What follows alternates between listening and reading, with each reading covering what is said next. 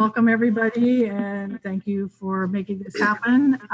First, there's a couple of things for people that haven't been here. When we do roll call and when we do votes, we have to do audible, so I have to always go around and ask everybody for an audible vote. That's how we have to do it, so just bear with me when I do that. So first thing I'll do is do the roll, and I'll start with Amanda Souza. You say here? Oh, okay. Rosemary Eva? Here. Stu Hardy? Here. Okay, great. Susan Gill, I'm here and I'm the chairman. Adam Raposa? Here. Here, okay. And Dave Perry? Here.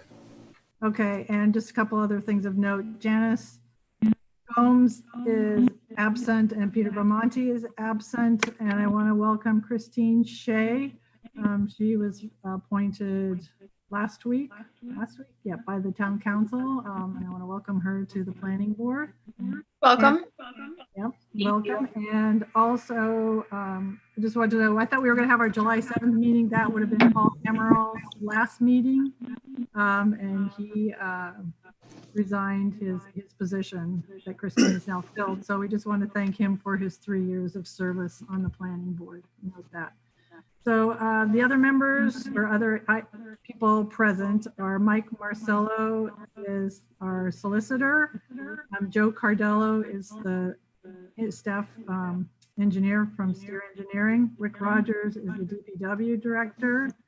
Jennifer Siciliano is our planner administrative officer, and Tara Ferreira is our clerk. So I think we've got everybody here.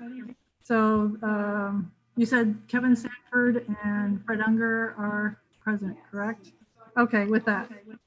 Yep, go ahead and bring them on, and then I'll read, as you do that, I'll read their items. So before we go, does anybody have any questions or concerns before we get started here? None. Anybody here, etc.? Okay. All right, first item is Bogland LLC. Care of Deborah Sanford, and the applicant is Heartwood Group. Item is amendment to final plan, Cook Farm Solar, plat 809, lot 101, 4366 Main Road, east side Main Road, west side 8 Rod Way, R80 and Nugget Pond Watershed Overlay Districts, discussion and possible vote. And while Fred and Kevin come to the board, can you excuse me just a minute? I forgot the recorder to record this meeting. Hold on.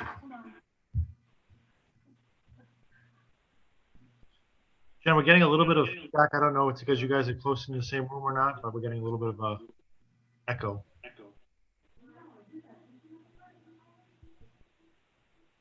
You might have to lower your speakers, Jen, on your computer. Yeah.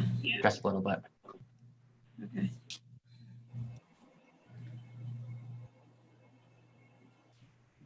Does Susan know this is being recorded on Zoom? So, Is anybody having problems with the video cutting in and out? no. No. I keep getting a black screen with a little white phone with an orange green ring around it. Nope. Okay.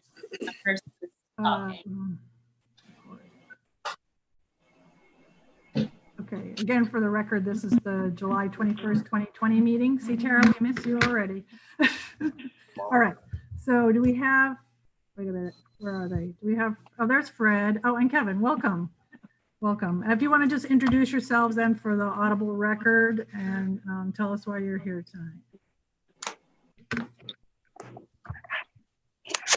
Fred, you're on mute, so you can unmute your microphone. Can you hear me?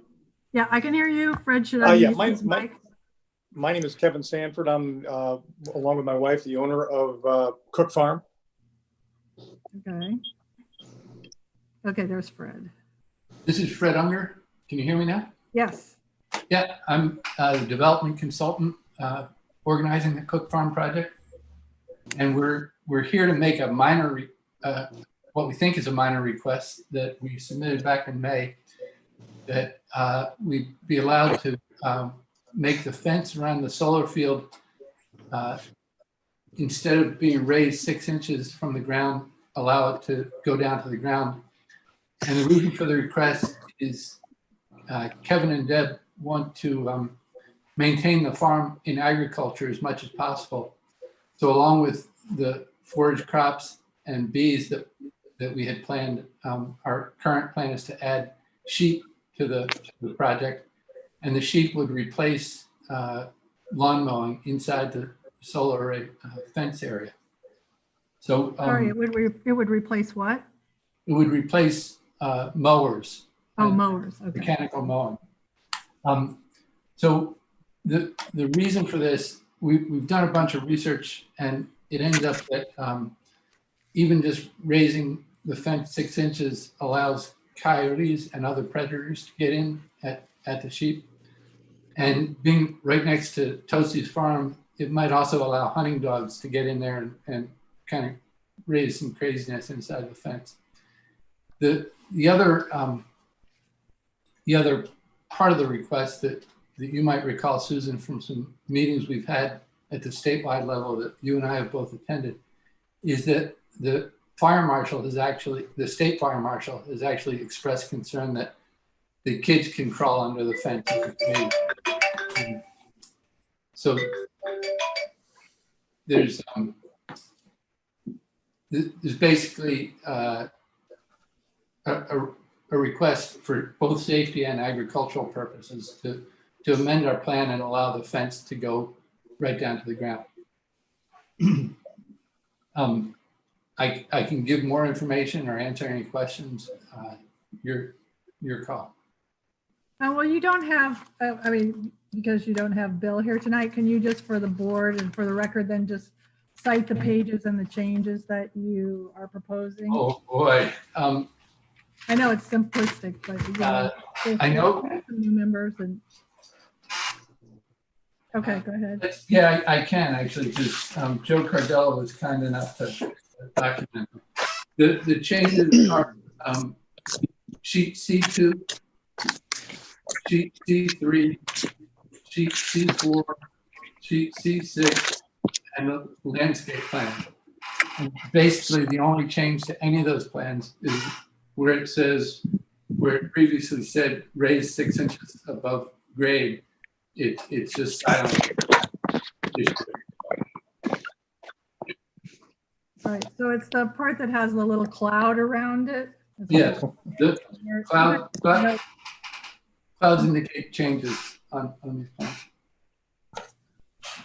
Okay.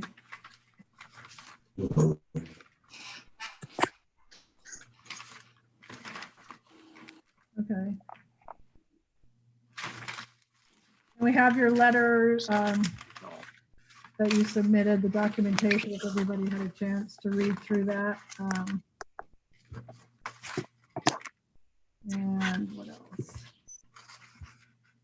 Right, and Claire Swift from DEM, basically supporting what they're requesting. That it was a suggestion. It wasn't a hard and fast rule by DEM to have it elevated 6 inches off the ground. We also have the steer report. I don't know, Joe, do you have any comments you want to make? It's pretty straightforward. No, I think it's straightforward. It looks like the research has been done. DEM is certainly in support of it. They're the ones who originally said to raise the fence 6 feet for small wildlife, but hearing that there's sheep in there, I think DEM is also sensitive to that and realizes raising the fence is not optimal in this case. Okay. All right, and actually I just wanted to mention too, so everybody understands that having sheep is a by right. It's a permitted use in this zone. If you have greater than 5 acres, it's in the zoning ordinance. So just want to make sure everybody was clear on that, that it doesn't require any special use permit or any kind of waiver in order to have the sheep there. Does anybody have questions from members of the board? If you have questions, if you want to unmute your mic or do they have a little hand to raise or something? They can, all the panelists can speak. Okay. All right, so I don't know if anybody has any questions. I have a couple comments. Oh, okay, Rosemary? Rosemary here. I think it's a good thing that we're doing. However, I have some problems with the plan. Maybe I'm ahead of it, but the plan, am I getting ahead, Susan? No, go ahead. Okay, the plan does not say this is an amended plan. It doesn't reference it. The C2 uses the notes from the original final plan, very confusing. The balloons around what is changing are not identified. I mean, if a person goes into town hall and looks at the entire folder, they'll know what's going on. However, these are going to be recorded in the land evidence books. And normally you don't have the backup. So I think the plans should be more explicit and say amended master plan. I'm sorry, amended final plan, and call out exactly what is doing. There is a purpose on pages C3, 4, and what is it, 6? Very difficult on this Zoom. Yeah, I mean, it's using the plan sheets from the original, but I think there should be some more explanation here. Okay. If it would be helpful, we could submit amended plans that are marked as amended plans, and if we're recording and whatnot. I will request, since we made this original request in May, we did that to get way ahead of the process, but we can't hold up the project, and they've started installing the poles for the fence yesterday. I understand, Fred, and I commiserate with you. However, we didn't get these plans until recently. My concern is for the public in years to come, when you go in and look at these things. And I wish Bill were there tonight. we'd be glad. He apologizes. He had to be at the Conservation Commission meeting. Mhm. We'd be glad. We'd be glad to again submit a revision that identifies them as amended and identifies the cloud as change areas. We would request a vote tonight so that we can move forward with the fence, because we can't stop the fencing. I think you all know that the actual solar project is owned by Kearsarge, and they can't slow down their progress for this matter. So we're hoping that for the long-term interest of the project, we could get a vote tonight, and that you can trust us to make that revision, those minor revisions, just titling the sheets for submittal. So, Susan, if I could just weigh in and maybe I'd help Rosemary out a little bit. Who's talking? I'm sorry, it's Joe Cardello. Okay. So, Rosemary, with the clouds themselves indicate the revision. What I think would be helpful to somebody looking at the plans in the future, what is typically done when a change is made, it is clouded, but there's usually a little triangle put with the cloud and the revision number. So in other words, if a triangle with the revision number looks like 3 was put there, that ties the whole plan together, showing that it is the original plan. The revision block is filled out. In number 3, it tells you what the revision is. Now the clouds will also have a 3 next to them, tying it together. So it would simplify the message that this is the original plan with that's been revised, and only things that are clouded with the 3 have been revised during revision 3. If there be another revision, and again, the cloud would be put on, and a triangle with the number 4 would be put on, and what the description would be in the 4 would tell you what happened. Joe, you're preaching to the choir because of your engineering background and mine. But when the general public goes into the vault and looks at these plans, they don't know what's going on unless it's spelled out. I mean, I'm not here to hold up this project at all. But I think I'd like to be clearer, and I think that more explicit. And there's even on C2, there's some book and page that's not filled in. I mean, you know, I don't want to see it again either, but I want to see it so that the general public in maybe 5 or 6 years would go into the vault. I think my suggestion would be, because this will be for the Mylars that get recorded in the final plans, that these changes could be made. I know, so the item number 33, I'd like to see that, like Rosemary said, the plan book and page number gets filled in. That refers, I think, to the subdivision, so you can pull that out.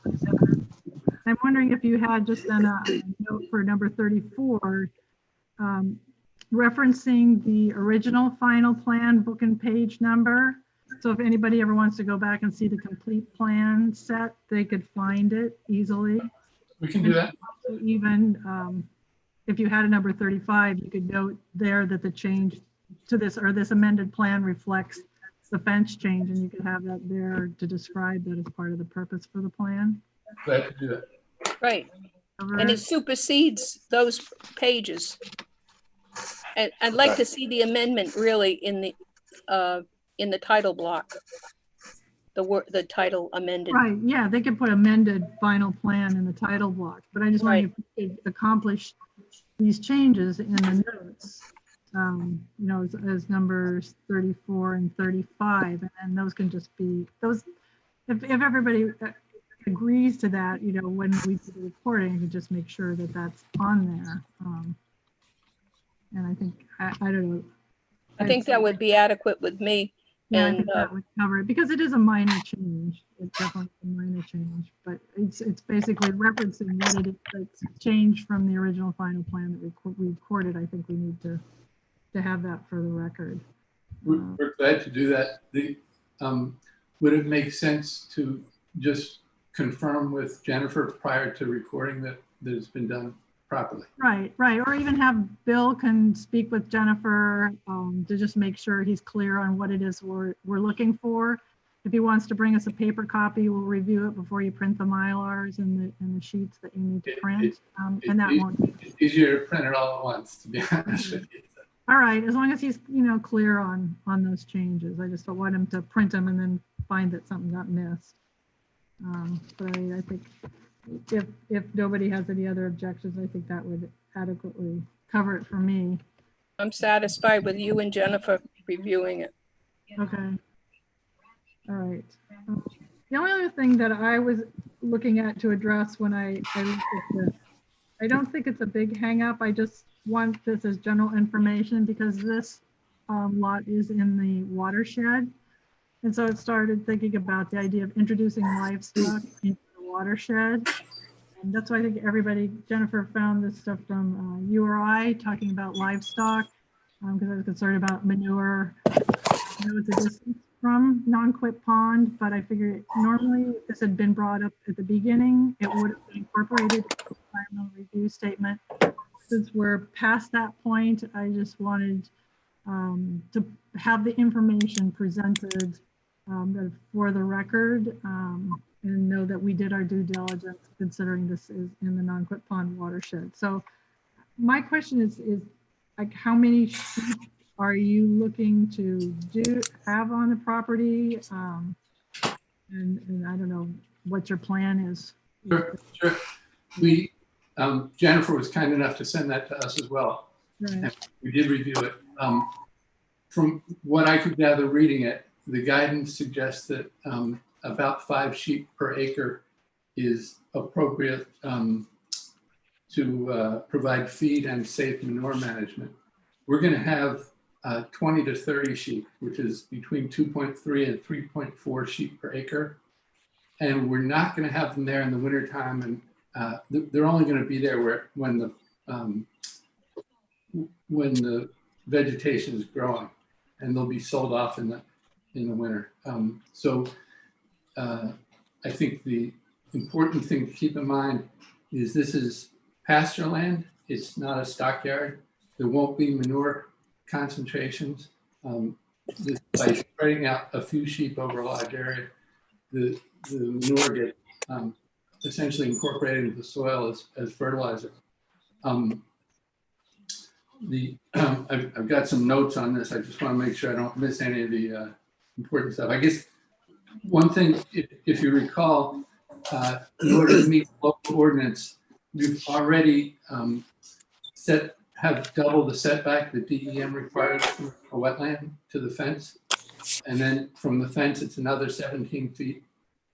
Well, I guess the sheep could go into that 17 feet, so that doesn't matter. So instead of the 50-foot setback, we've got a 100-foot setback.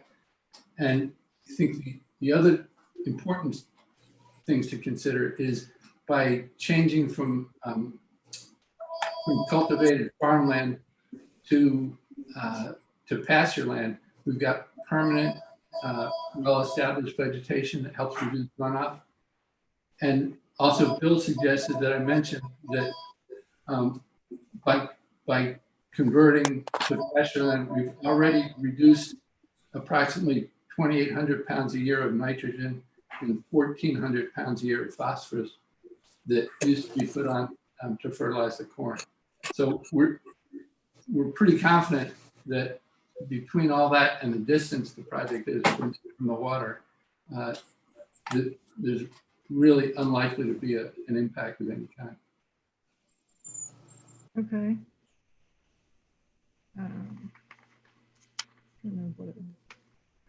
Anybody have any other questions in relation to this?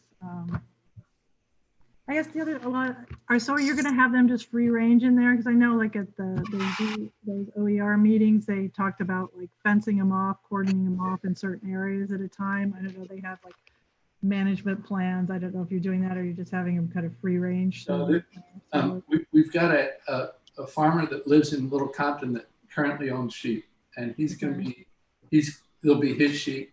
He'll be managing them. He expects to be there 2 or 3 times a week, watering them, checking them out, managing them. And he's planning on dividing the solar fence, the fenced solar area into 8 to 10 quadrants that he moves smaller, easy to move fence within the solar array to concentrate the sheep where the vegetation is growing, then move them before they eat it down too much, and just move to different areas around Okay. That's there. All right, that's great. Yeah, it sounds like that's what they recommended in the URI print up, and I just want to make sure that doing our due diligence, if that's how it's gonna work for that area. Are they going to clear out all the pollinators we spent so much time talking about? Not at all. We've spent a lot of time Kevin has spent a ton of time researching this, and we've got a lot of clover and other species that are both good feed for sheep and really good pollinator habitat. And just if you go up there, you'll notice that Kevin established the pasture with all that stuff last fall. He planted it all last fall, and it's grown in really, really well. And we've been fortunate there hasn't been a bunch of rain during the construction period. So there's been relatively minimal damage during construction. It's going to likely come back real strong. But we're also, at the end of construction, we're reseeding with all those same pollinator and forage habitats. It looks good, but I want some bees to come to my house. We've already got bees there. I want some more. How many hives, Kevin? We have 6 right now. Okay. I'm sure we'll have quite a few more by next year. Okay. All right. I think, if everybody's okay with all this information, I just kind of wanted for transparency and just so everybody understood this. And so, if, it comes out that there's now sheep up there in a residential district, that it's not going to be an issue somewhere down the line. But I think we brought this forward, and I don't know if anybody has any other questions, that there's no issues. I have a quick question. Sure, go ahead, Amanda. So it's going from 6 feet to ground level. Is that what we're saying? No, it's a 7-foot fence, and Okay. it used to be start 6 inches off the ground, so it was 7'6". So now it's starting right at the ground, so it's just 7 foot overall. Is there a way to leave like a smaller space just in case anything does go in there and can come out like a smaller animal, like a rabbit or? The truth, excuse me, Fred, the truth is that even though it goes down to the ground, there's quite a bit of undulation in the ground. So there'll be plenty of opportunities for animals that want to get through, that can get through. But it keeps the vast majority of the dogs and things like that from getting in, which is a real big concern of ours. Okay. I just didn't know if like maybe like, I don't know, 2 or 3 inches off the ground would make a difference. As Kevin suggested, there's going to be areas where it gets to be big enough for a rabbit to get, or a turtle or something to get under easily. Okay. The challenge is that when you raise it up 6 inches, in certain areas, it's 6 inches, certain areas it's going to be 3 inches, and in other areas it's going to be 9 or 10 or 12 inches. And when you get up at a certain point, a kid can turn his head and slide under the fence and get electrocuted. A dog Right. can get under there, a coyote can get under there. So the recommendation from the state fire marshal was, please put it down to the ground so we don't get kids in there. I'm just worried about the animals. Sorry. There's nothing But to wrong with make that. sure they're okay. But I think it's a great idea to have the sheep in there. So We are preserving, hopefully preserving 70 acres for yeah, animals. So we're trying to be respectful of that same concern. We are inundated with woodchucks right now in this area, as well as the deer. You'll keep the deer out, but the woodchucks will find a way in if they want to. Oh, they sure will. Yeah. Okay. So I think the only thing we need to do is the final plans, to have those final notes, Yes. changes made to them. Otherwise, I don't know. My question was if we needed to go, I mean, well, the other thing we have is the amended final plan decision that Jennifer has drafted, and it references the findings. Mike, I believe, do we have to go through these findings again? As long as everyone has a copy of it, you can just adopt it. Has everyone provided a copy of it? Of the amended decision? Yeah. Yes. So is there any chance to read it?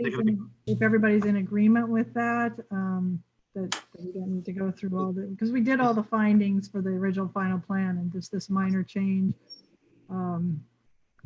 it doesn't seem to impact it in any.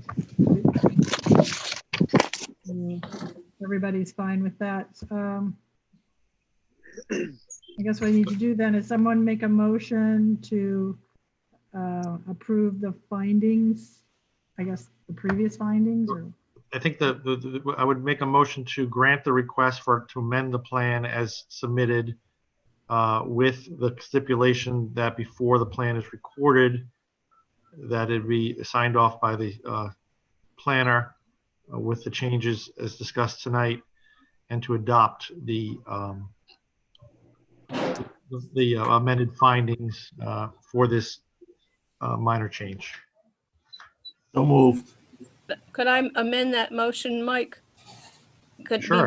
Could it be reviewed and by Jennifer and Susan?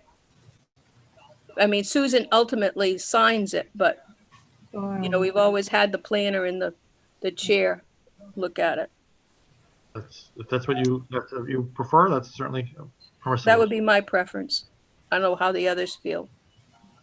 it would be the AO and the Chair. the planning board chair. I mean, yeah, I always automatically review them since I put my name to them. So I just want to make sure. Fine. Well, since Mike said that, somebody else needs to make the motion. Mike can't. So someone needs to adopt my motion as Rosemary's. The motion to approve the amended final plan So moved. and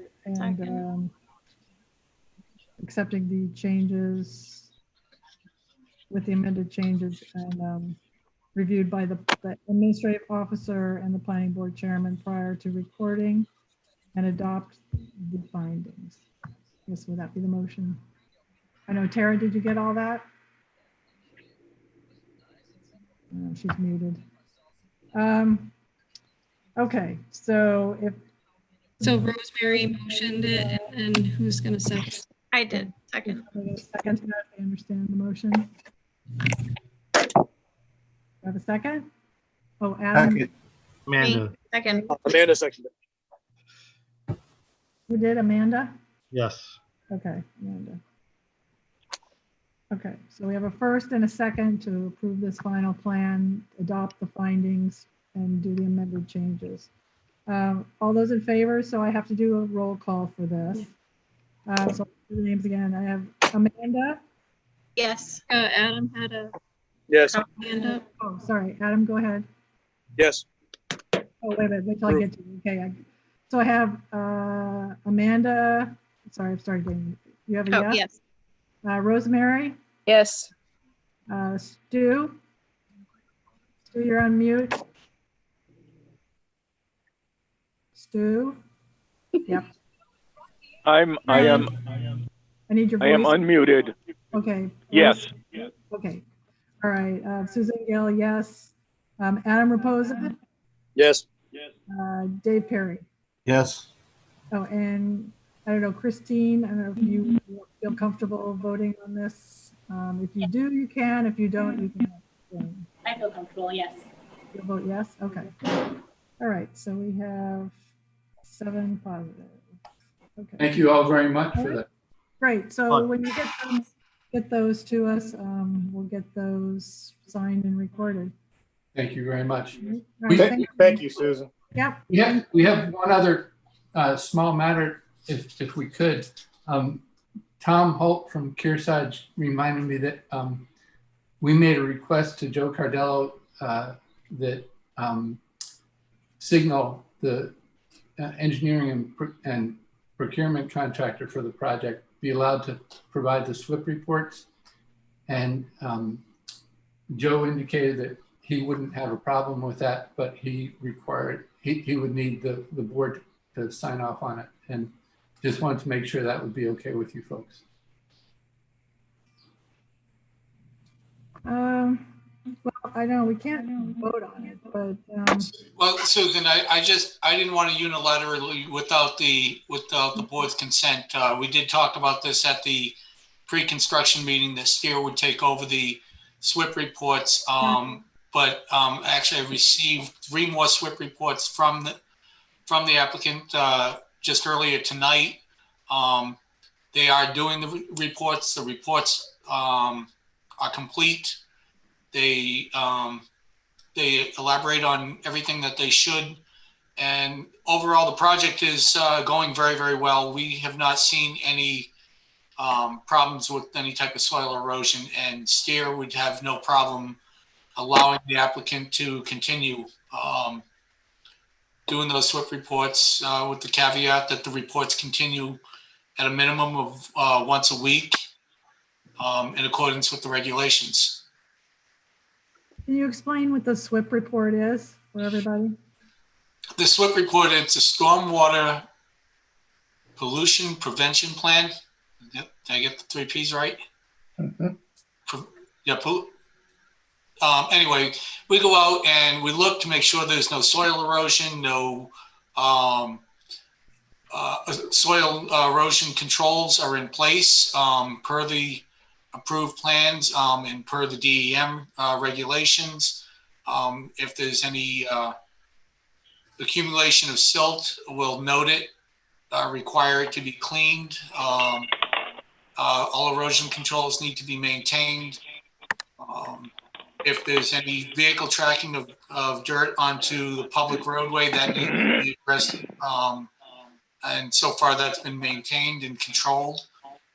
Actually, the last report that we just did, it was noted that there was some, but Fred, correct me, it's vacuumed twice a week or once a week? I don't recall. I apologize. But you know, the ongoing maintenance is there, is the point. As soon as something starts to not meet the standard, is not well kept, the applicant has been addressing all issues. Isn't this like an administrative matter that is handled by the planner and the appropriate officials, including yourself?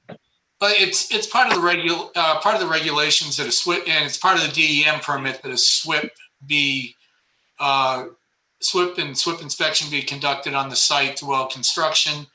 It's not uncommon for the applicant to do it. If it's not done, I think the recourse is from DEM. Right. So we don't really have any role in this other than we get the reports. Oh, so DEM is the enforcing agent for it? Right. Okay. Did they submit photographs with it as well? I mean, Yeah, yes. There's photos in the report. Yes. Pardon? There's photos in the report itself. So, Alright. All right. So we must monitor that as a sorry. We just monitor this as a courtesy, or we're just keeping in track of. But the DEM is the enforcing agency. right. Okay. And you know, should a resident or somebody go by the site and see a problem, the phone call would be to DEM. DEM would go out and do the inspection and enforce it, and you know, require the applicant to make any corrective measures.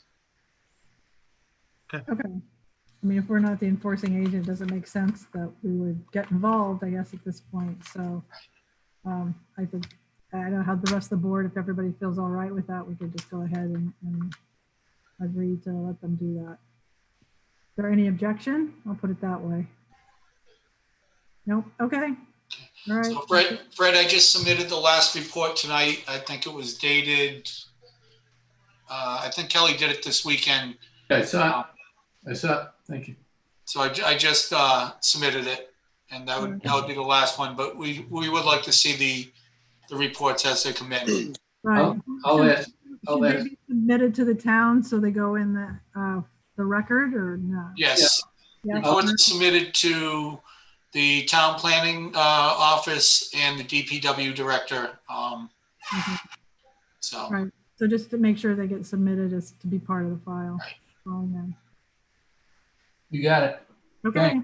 Thank you all very much. Yep. Good luck. Thanks, Sue. All right. Bye. Yeah. Stay safe. All right. You too. All right. All right. Moving along. We have, is that applicant here? You know, Mr. Chappelle needs to be brought So in. is it Matt Chappelle and Robert Johnson? Okay, I'll start reading it. It is item number 2 is East Coast Construction. It's an informal concept plan, Eagleville Road major subdivision, plat 105, lot 101, Eagleville Road discussion. So that's the second item in your packet, and it's a single page concept plan.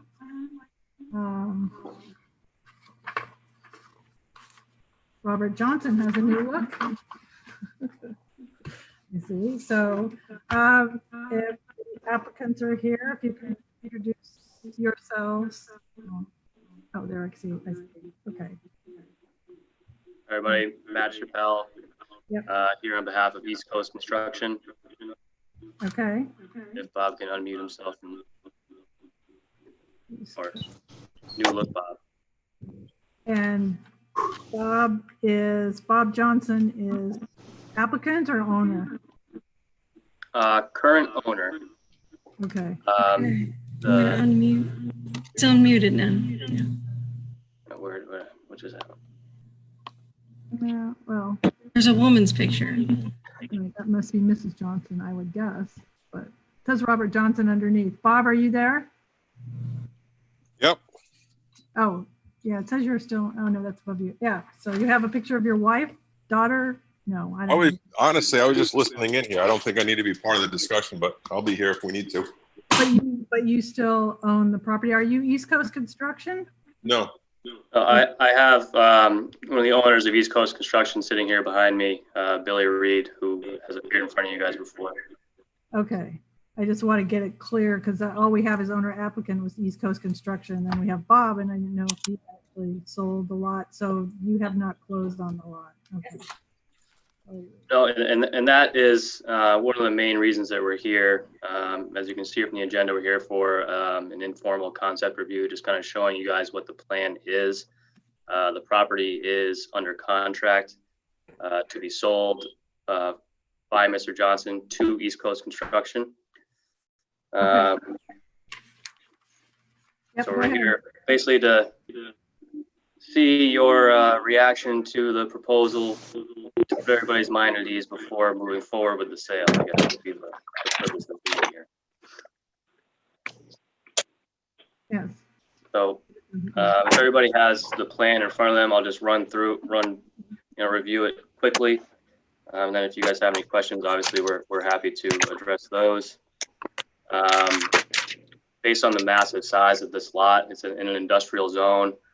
We're able to cut off what is labeled proposed lot A, which is well over 90,000 square feet, where 40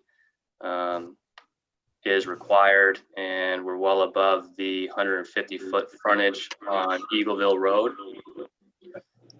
which leaves a chunk of land over 1 million square feet with 200 foot of frontage just on the west side alone. And you'll see on the opposite side, there's a 59-foot gap.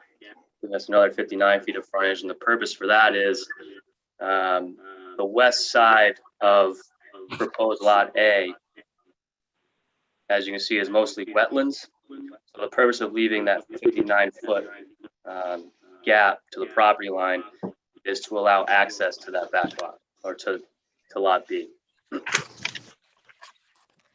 So based on the numbers and the size of the lot, I think it's something that we can do as a matter of right.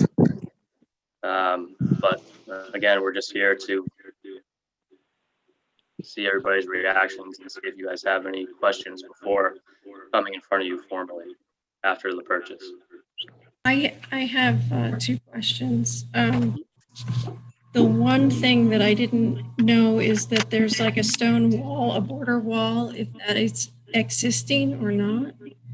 And also it seems like you will subdivide in the future and possibly put a road where the 59 feet is, and maybe if you have any ideas about that. I mean, that may be a plan in the future. Again, we're not even 100% sure that we're buying the property just yet. So I'm not sure that we have thought that far down the road. The stone feature that you see is proposed to level out that east portion of the property and kind of divide it from the wetlands. And obviously that would be under strict supervision with DEM, with the wetlands there and everything.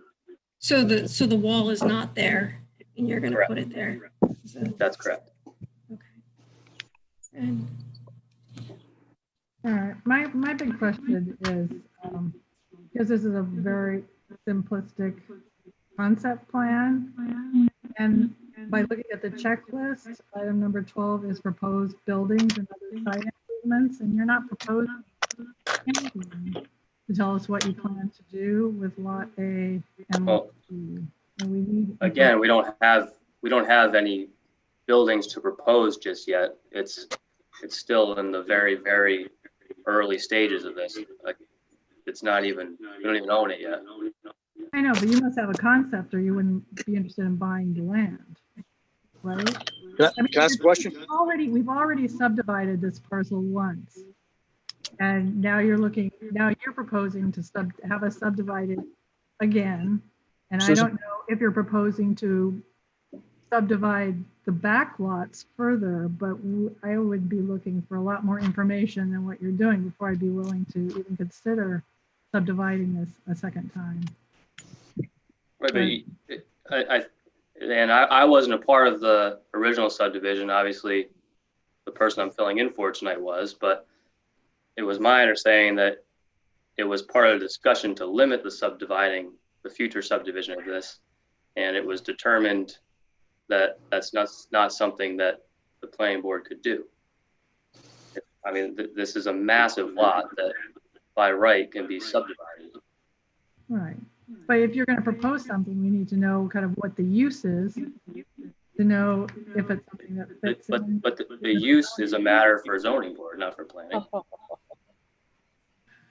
Can I ask a question, please, Susan? Yep, go ahead, Adam. Please. why are we doing this? Why is this coming in front of us right now? This is vague. This is absolutely, this is Bob's. This is the way he operates. Brings us something vague, brings us something basic, and tries to get some type of approval out of us so it can be used against us in the future. These guys shouldn't be here right now. This isn't Bob bringing this in front of you. It's the purchaser who. It's both of you. And I know there's something going on between the two of you, and we're not getting all the information. You guys shouldn't be here.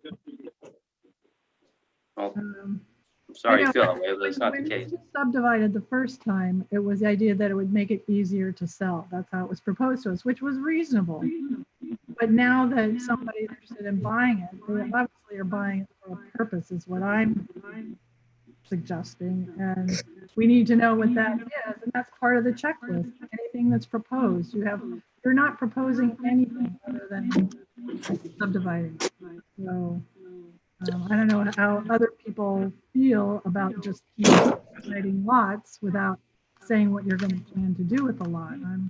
I have to agree with Susan and Adam here. I mean, this is kind of vague. Right, and but this is. If And we came in let me front just of you say with there this as is a minor grading going subdivision, on. then Sorry. it's something that could be done as a matter of right. Well, we don't know what you're proposing to know if it's by right. Stu, do you have a question? The proposal is the two lots that conform with your planning restrictions. Yeah. This is Stu Hardy. I'd like to just intervene here and support what Adam has said. I was a little disappointed by the vagueness, and I'm wondering how this concept plan was even accepted as complete. This application is not really complete because we always require an explanation of why the subdivision is being proposed. So we need a lot more information. I'm not comfortable at all. And I also dispute Mr. Chappelle's claim that this can be subdivided by right. Okay.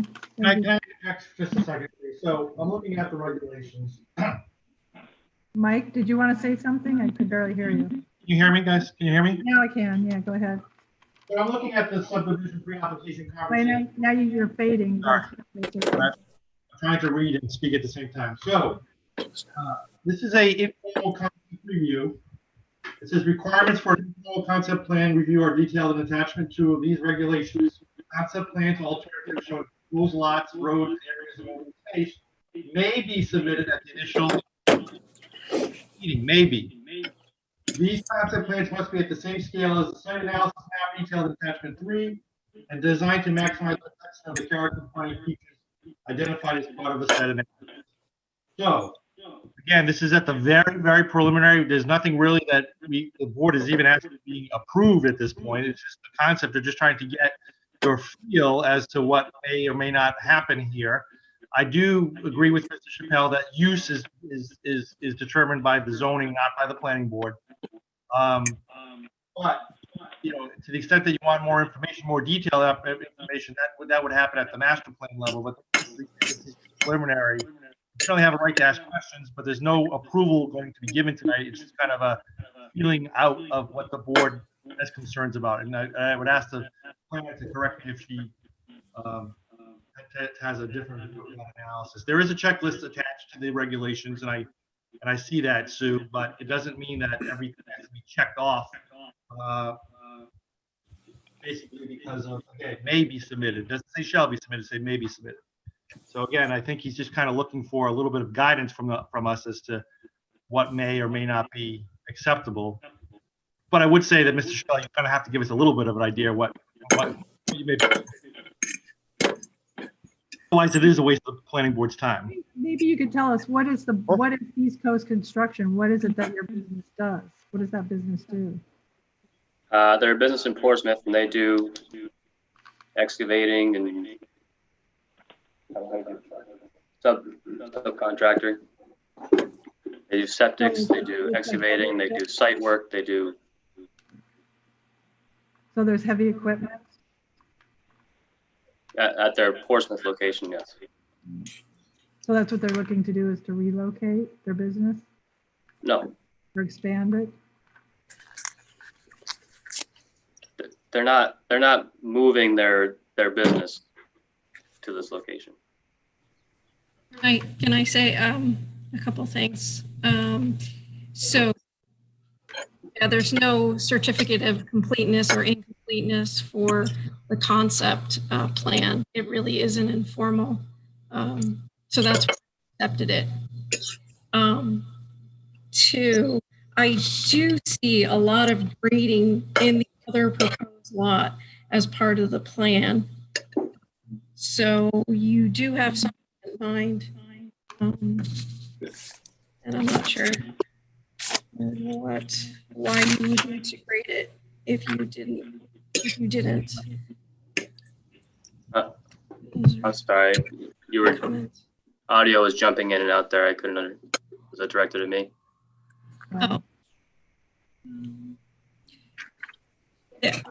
Well, the two things I was saying is that it's a concept plan and it's not there's no certificate of completeness. So that's why I accepted it, because this is really an informal conversation. I did see that you are planning to grade proposed lot B. And that makes me think that you have something in mind. Well, that's the only way it would be. Grade it. Most of this lot is wetlands. If we don't grade that, then it's not useful for anything, no matter what it is. That's definitely the purview of the planning board, is grading of the site. I don't disagree. So, I mean, obviously if this came in front of you, there would be, we're working with Lynn Small, who's also been in front of you before. She's currently working on more grading and drainage calcs that you guys usually require. Again, we're here as a very informal thing to bring this in front of you and see what your reaction would be.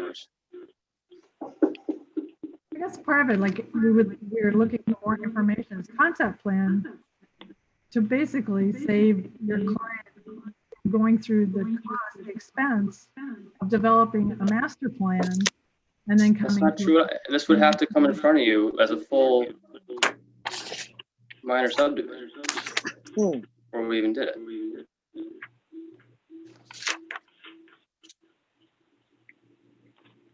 So Matt, I guess let me ask the question. I see you have one smaller lot and one larger lot. Correct. So what is are you looking for?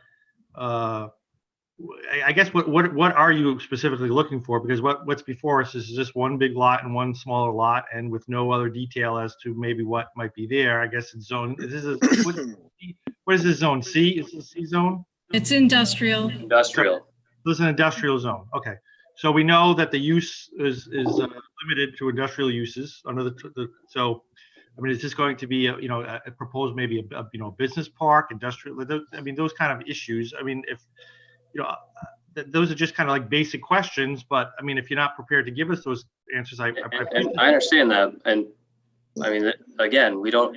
The purpose of this is to see if this would even be a possibility. It's obviously more beneficial to us to have two different lots. That the smaller lot, whatever it may be. What are you asking us that you could have a possibility of doing? What is a possibility?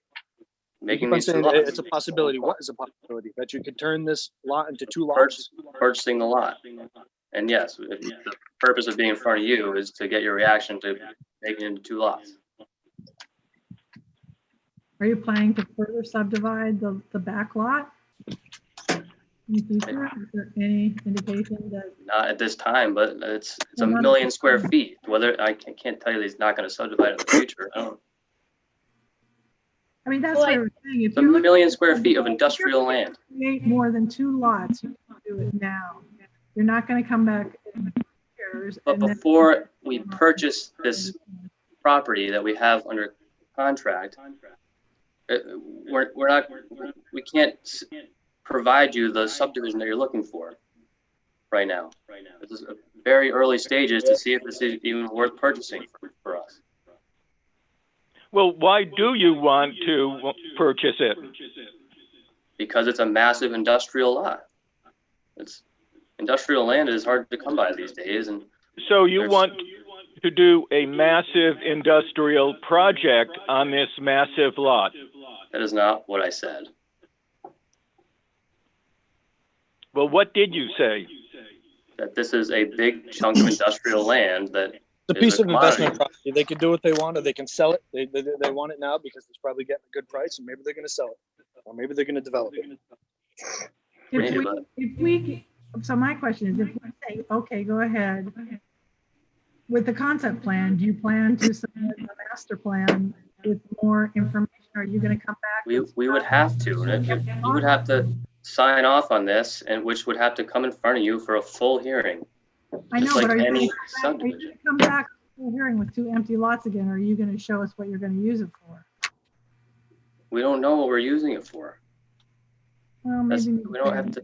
If Well, we do it, that, it we don't. surprises me that you have a stone wall planned and grading planned if you don't have an idea of what you're gonna do. Mr. If we're Chappelle, leveling out a lot. I think the stone wall is just to create a barrier for the wetlands. Mr. Without Chappelle, stone who created this? Who put this plan together? Because in the so-called, I have option number 2. What is option number 1? And it's very difficult to read such a small plan. I mean, there's too much vagueness. I'm very uncomfortable with it. And it's not even It's not signed. it's not like anyone is voting on anything. It's a waste of our time. We've put other people through informal concepts before, and they've dotted all the i's and crossed the t's and been up forward with us.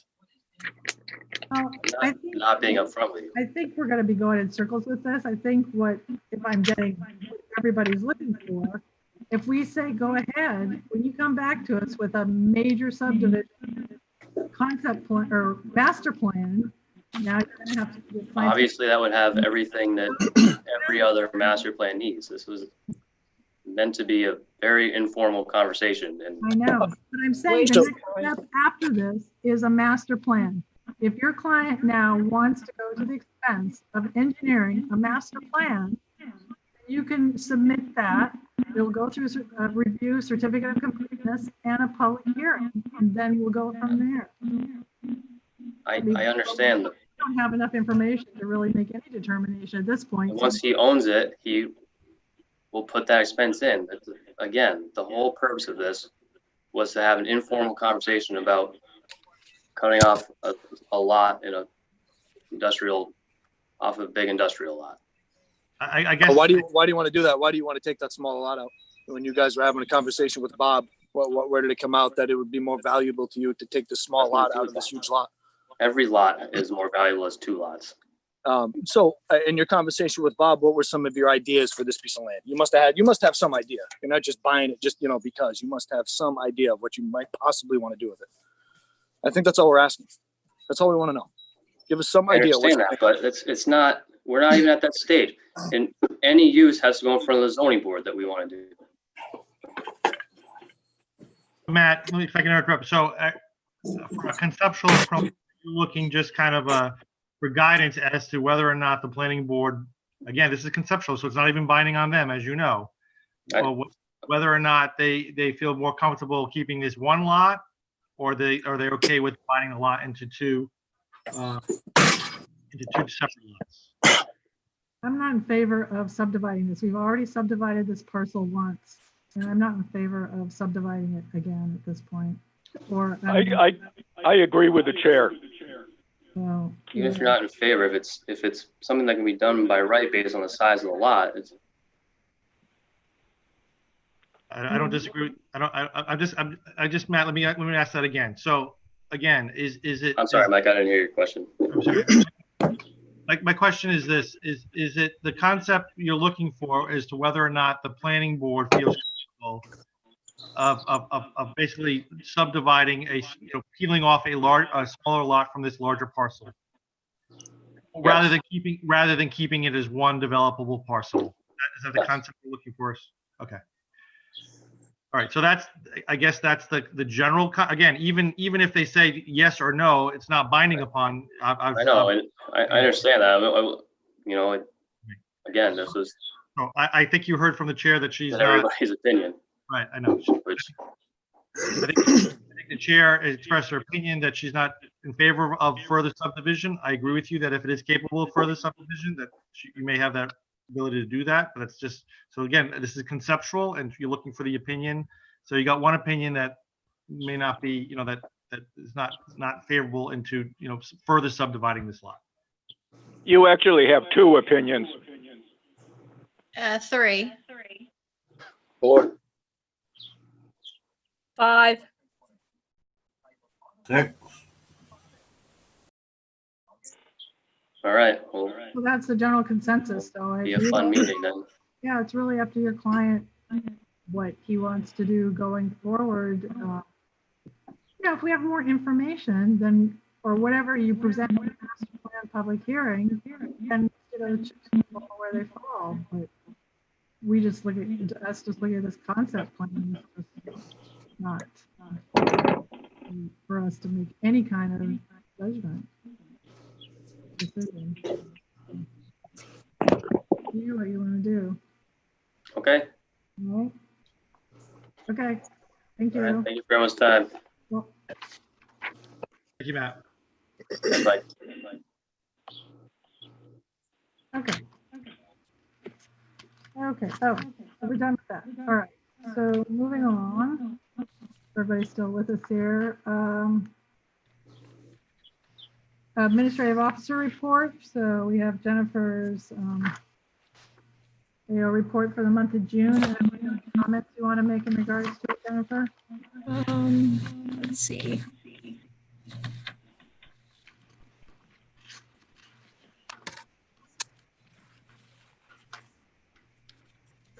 I'm just getting my ducks in a row.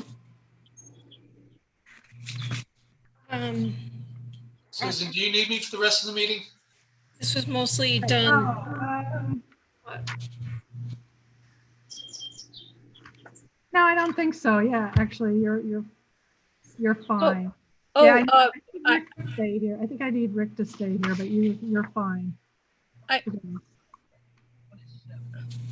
Go ahead, Rosemary. I hope I'm not out of order, but I do have an issue about another development. If Joe's been out to check on something, can I ask Mike? Not on the agenda. Okay. It's a project near my house. Did you have any questions about the AO? If it's contained in the AO report, you can ask a question about it, but if it's not, I mean, I would suspect that, Jennifer, I think we've sent you reports from all the projects we've visited. Yes. So it's not in it. Oh, I have something I would like to talk about. It's item Yes, number 4. You're right. The pre-construction meeting on the cheese wheel. I don't know if you could let us know what all happened with that. Give us a review. I can't remember if we got the report or not. We might have. I just yeah. So we had a Zoom meeting with Joe and the contractor and the owner and Bill, building official, and we had a discussion about marking off the erosion control areas. They had the idea that they would do it as they went along, but we encouraged them to put those controls in place first. Joe was going to check on it. right, and I believe we've been out there and I can't find the report right now, but I think the last report we sent, the 50-foot perimeter wetland still had not been flagged, but it should also be noted there is absolutely no work ongoing at that area. One of the things I just want to make the board aware, when that area or that line does get flagged, some of the work actually falls within that 50-foot perimeter wetland. It's really the removal of some of the gravel and planting. So that shouldn't be, cause for alarm if we do see those flags or some staking of where that 50-foot perimeter is, and there's construction going on beyond that limit, within that. That's all shown on the plans, and it's required. They have to remove and reduce the size of the parking lot, pull it out of the 50-foot perimeter. That's the project that I'm referring to. I didn't see it on Jennifer's report. I mean, but there has been work going on down there, and they're doing it willy-nilly. All right, so let's, you can talk about it since it's in her report. You're not going to get into too details other than what's in her report. But, again, we're not the enforcers here, right? We're the planning board, so we don't get into enforcement. If you have enforcement issues, you go to the building inspector and whatnot. I understand, but however, we did an environmental review of that project. Sorry, it's not being done. It's been submitted to the town. Well, Mike's right. I mean, Rosemary, if you have a problem, go to Bill. It's up to him to keep an eye on that stuff. Have your reports been submitted to the town? Yes, I'm just looking. Okay. We have a report. I have a report dated 7/1. I think actually, I'm just pulling it up. You just have the dates. I'm just wondering what the dates were. We have a report dated July 1. Jennifer, do you have that? I think I'm not at my computer right now, but I believe I remember seeing one. That's fine. I just was wondering if any had been submitted. I believe so. Okay. Rosemary, you would like me to put those reports in the AO report? It sounds like I wasn't thinking to do that, but. Well, we don't normally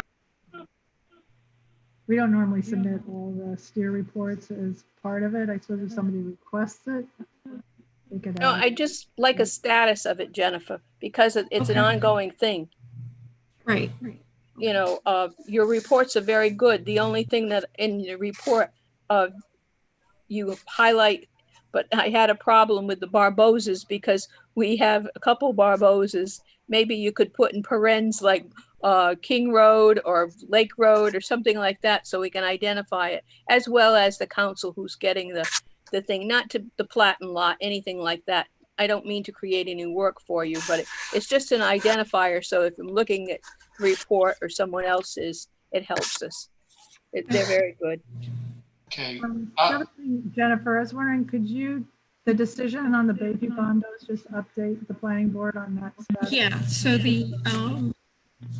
the applicant of Bayview condos appealed the planning board decision, and it will be going to the zoning board at the zoning board meeting, which is tomorrow, I believe.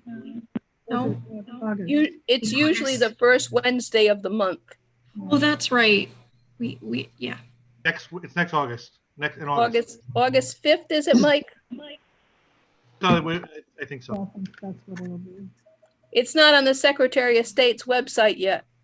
Yeah, August 5th is the first Wednesday of the month. Okay, I got it. Yeah, it's the day after your normal meeting, but I was thinking. Right. So yeah, I've said everybody update on that. And I believe we're going to be getting on the report what I'm calling the Souza apartment complex. It's on Souza Road and Main Road. It's going to probably be coming as a concept plan, and that's going to be a project. I also received Advantage Storage for the next, that's going to be coming, and also Bill's Wood Sales is also, I also received that application. Yeah, so I think after this meeting, things are going to start getting a little busier with some bigger projects. So Does anybody have any other questions about that? Okay, thanks, Jennifer. We'll go to item 4 then, the Tiverton Planning Board. Item A is the minutes from approval of minutes June 2020 draft.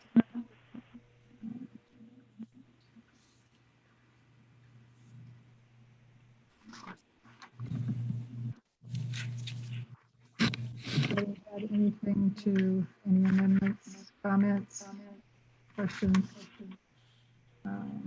Okay, so I did have a couple. On page 2, the 1, 2 paragraph down, just to clarify it, Mr. Hardy board retain $15,000 cash in a non-interest bearing account. Here, I guess that's for you. I just wanted to clarify because sometimes we have a hard time keeping track if things are bonds or cash or how it's coming. So I Okay. put it in the minutes, cash, non-interest bearing. Surety. And then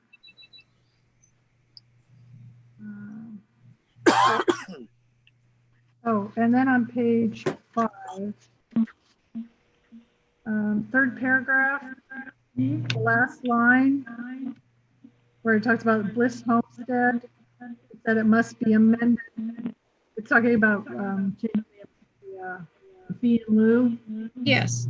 So I think I just wanted to clarify to there that when they put in that home association to get that amendment, that it also needs to be approved by the planning board, and then the amendment to be required. So it should, I just wanted to say must also be amended, approved by the planning board, and the amendment recorded to that effect. I just want to make sure it gets noted in there that the planning board has to approve it, so it doesn't just happen and get recorded.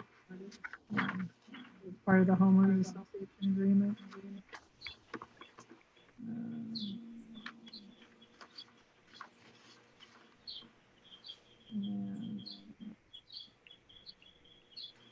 Is there any other corrections or questions? I have a possible typo, although I could be mistaken.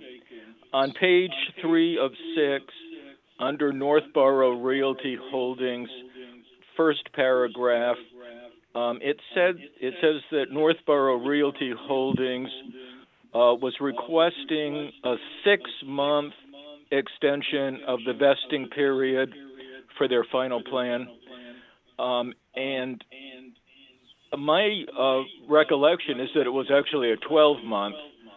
I remember Dave Perry making a sort of a compromise proposal to cut it back to 6 months. But I think the original proposal was for a full year vesting extension. I think actually, I don't know, we need to verify that, but I think actually it was originally a 6-month request. I think I had maybe, or somebody had suggested maybe it going to a year. But then I guess when the vote came in, it went back to the 6 month. I don't know how you want to do it. I believe it was, I mean, I can check the request, right. and We can just depending have it on, corrected to whether it's a 6 month or a year request. I can do that. Yeah, it's not a big deal, but No, but I thought I would call it to your attention just in case the whole matter is appealed to the zoning board. Right. Right. So I'll look at what they actually wrote in their request. Right. Okay. Anybody else? Okay. Excuse me. I just want to bring something to your attention. On page 5 of 6, on the 4th paragraph, I didn't know who Mr. DaCosta was. It was Travis, the solicitor.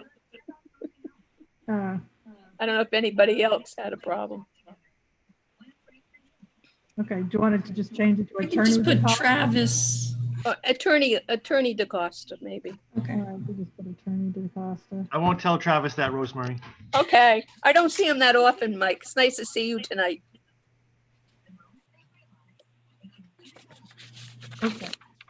So do I have a motion to approve these minutes as amended, the two that I had, the one that Steve had, and the one that Rosemary had? I'll make a motion to accept the minutes As amended? as amended. Okay. Is there a Received as second? amended. Second. Steve Hardy? Okay. So I have to go through the roll call to vote on this. Okay. So we have Adam. This is a I have voice. to recuse. I wasn't here for the meeting. Susan. Oh, you weren't there. Okay. So you would abstain. Okay. Adam Raposa would abstain. Rosemary? Yes. Stu? Yes. Susan? Yes. Amanda? I don't know if Amanda was. Yeah, I wasn't present. Abstain. Dave? Amanda was absent. Yes. Yeah, so I have her abstaining also. Okay. Dave?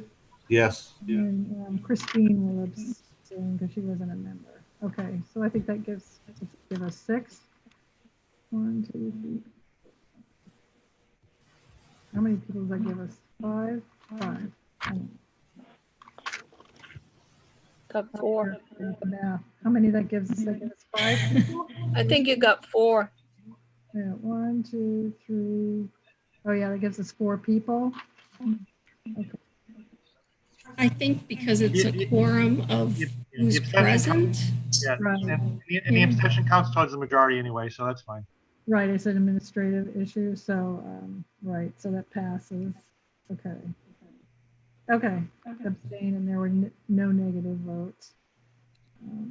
Okay, 4. Yeah, okay. All right. All right, thank you. All right, going on to item B is the update of the watershed protection overlay district to conform to comprehensive community plan discussion and possible vote. This was Stu's item. Stu, I'll let you comment on this or present it however you want to do that. So I hope everybody has my memo of June 2, and the subject is actually not watershed overlay districts. It's actually limit development in areas with serious soil and water constraints. So significant areas of South and East Tiverton have very high water tables as defined by the state. They have hard soils and they have limited drinking water drawn from fissures in the bedrock, no aquifer. The comp plan that we approved in 2018 and its predecessors have pointed out the need to adopt regulations to limit development in these areas with serious soil and water constraints. The pressure for residential subdivisions in these areas is likely to grow in the future, especially if the commuter rail service is extended down from Boston to Fall River, which it's supposed to do in 2022. Don't hold your breath. So the danger that I'm trying to point out in my memo is dry drinking water wells, polluted drinking water wells, and more polluted runoff entering our 2 reservoir ponds, Stafford and Nonquit, that are already seriously impaired. So a lot of work has already been done on this Tiverton situation by URI Extension Service. That's Dr. Lorraine Joubert. And also a couple of years ago by the Atlantic States Rural Water and Wastewater Association. They actually provided us with fairly lengthy reports and recommendations. So a lot of work has already been done on this. So what I'm proposing to my planning board colleagues is to put together an ad hoc task force, which would include planning board members, but also other interested and informed stakeholders, such as Conservation Commission, that could get to work on this. And the model of this informal ad hoc group, which would not be subject to all of the rigorous requirements of the Open Meeting Act, would be similar to the group that we put together to work on the solar initiative, and that worked out pretty well. So that's all I'm suggesting. I would point out that we are tasked, the planning board is tasked by the comprehensive community plan with implementing this whole area of serious soil and water constraints, and I'm concerned that we need more regulatory tools in our toolbox to help guide development, the kind of appropriate development in these areas. Because right now, a lawyer for an applicant can say what we heard earlier this evening: we can do this by right. So that's what I'm suggesting. Any questions or comments? Jennifer, do you have comments about how to proceed with this? So there's one thing I was I'm not sure that you can make a committee of with other committee members. I think you can make a subcommittee. And I think you pointed it out right, that it's implementation. It's not necessarily consistency with a plan, because that's a different issue. But it is important that you do implementation. But that's all. Maybe Mike can do some input about the subcommittee, if you can have people from conservation and the lake. When we put together the solar initiative working group, we were advised by our then legal counsel, as many of our members remember probably, that we could do this ad hoc meaning the membership can change.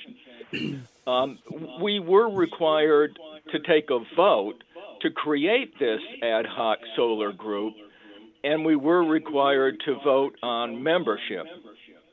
But other than that, we were freed up from some of the requirements to submit materials to the Secretary of State's office. We did keep minutes, but I'll leave that to our legal counsel to decide what might be appropriate. But tonight, what would be really helpful is just a sense from the board members of whether they feel this initiative is worth pursuing. It's very technical, and any recommendations that are made are going to have to be firmly based on scientific data.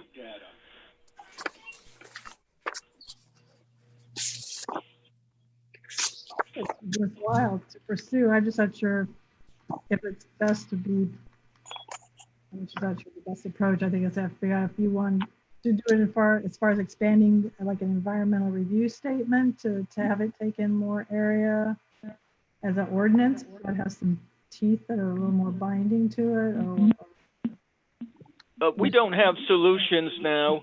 We need a group of knowledgeable people to take a look at all of the recommendations that have been made by the experts, and to come up with maybe a list of items that the planning board would consider.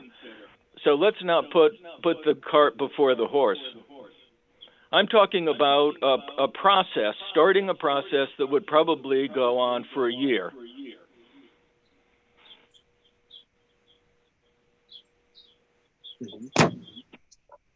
Well, I think it's always a good idea to look into, protecting our water sources. So, I mean, anything we can do to help protect that, I'm for.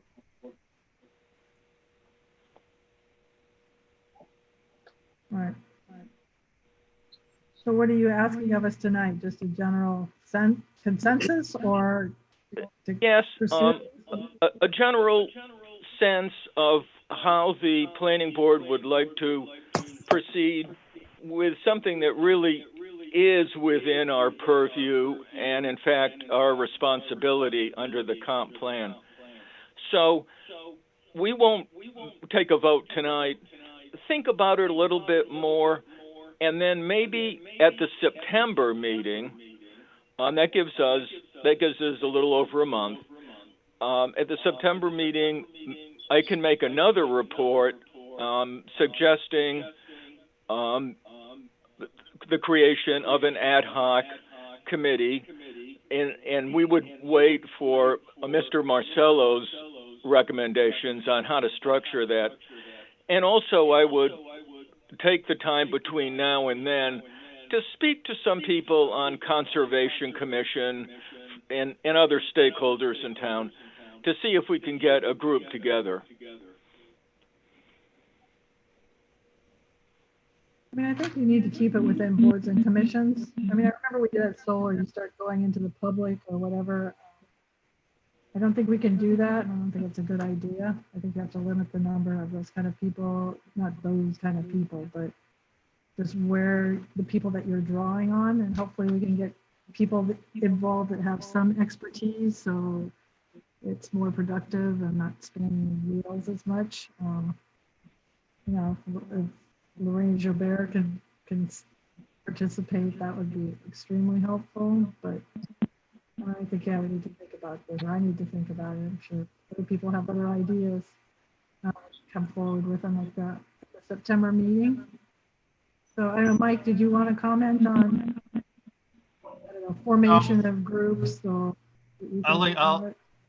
I will look into his proposal a little bit more carefully. I disagree that they wouldn't be subject to the Open Meetings Act, especially it's a advisory committee that would be making recommendations on a matter of public importance. So I think that you'd probably be subject to the Open Meetings Act. But I've got some ideas in my head as far as the appointing authority. I don't think the planning board, and this is just off the cuff, I haven't looked into that carefully, but I don't know if the planning board can actually appoint a committee. You can make a subcommittee of yourself, but I don't think you can expand your can't make a committee of other people that are not on the planning board. The council can certainly, you can make a recommendation to the council that you want to form this group and let them appoint this ad hoc committee. That would be probably the cleanest way to do it.